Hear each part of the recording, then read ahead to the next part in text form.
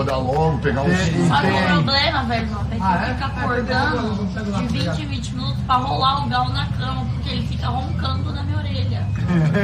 E aí ele tem uma posição que ele fica perfeito, que ele não faz um barulho. Tem uma posição que eu não dou um pio, E velho. aí ela vai tentando te ajeitar. Eu fico rolando. Maravilha. Parece uma linguiça roliça na É cama. rolada a Vai! noite toda.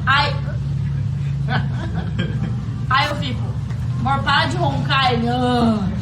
Aí ele vai pra um lado, aí ele. Aí eu dou outra cutucão nele. Aí ele vai pro outro lado. E aí ele fica se ajeitando. Aí tem hora que ele para, eu durmo. Mas eu tenho que esperar ele parar. Porque senão é trator, Mano, trator. acabou de miar o pôr do sol. Pois é, né? Vai ter um